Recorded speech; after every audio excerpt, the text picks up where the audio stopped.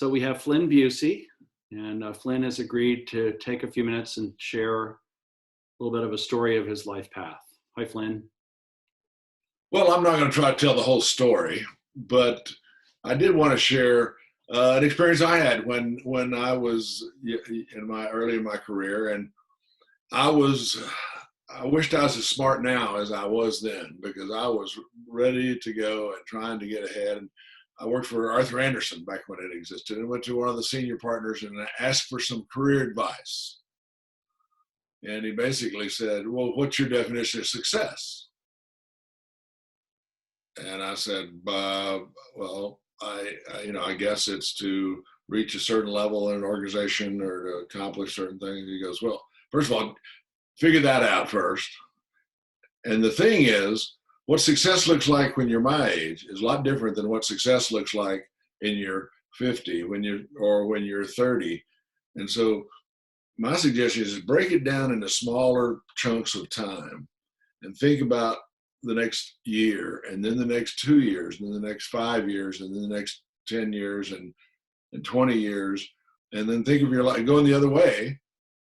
Think of it as three chunks of 20, 25 years, and use that as a way to plan into those different time horizons where really what success means is different. So that's real important to get that in focus early on. So what was your takeaway from all of that? Well, I boiled that down to needing to be clear about my purpose. And I have found that a lot of people confuse purpose with something you accomplish or something you achieve, or even sadly more often in our culture, something you have.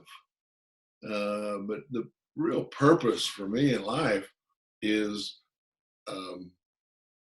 about who you want to be, the kind of person you emerge to be, how you learn and grow and mature through this lifetime so you can contribute professionally and family and church and community. All of those things are valuable and important. The common denominator is how you set your personal development path, using those other aspects as learning and growing opportunities. So somebody listening to this, they're thinking, what do I do with that as a practical matter? Well, I would suggest look at your career life plan chart and say 20 to 70, break it into, or to 80, and break it into 20-year chunks. Break those chunks into 3-year chunks. To 3 5-year or so chunks. Break those into 3 1 to 2-year chunks, and think through each one of those levels. And we don't know as we get further out, but where we're going should affect the path we take.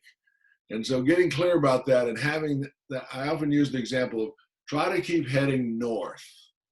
North is not a direction. North is not a destination.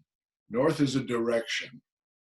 And if you lead your life toward the kind of ideals and the kind of character and person you want to be, at the end of the time, you not only feel more successful, but you'll have been fulfilled.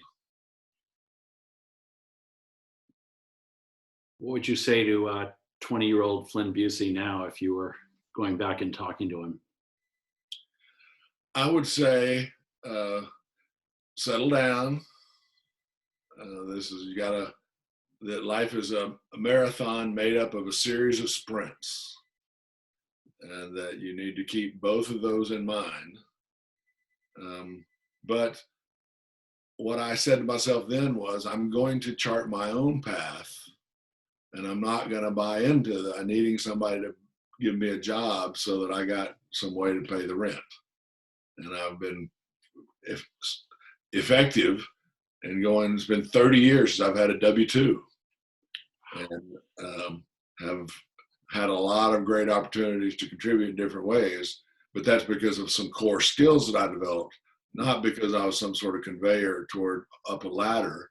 Mm-hmm. I know too many people who gotten to the top of the ladder to realize it was leaning against the wrong wall. That's perfect. Flynn, that's perfect. Thank you so much. And Flynn Busey's in the mentor database. Thank you.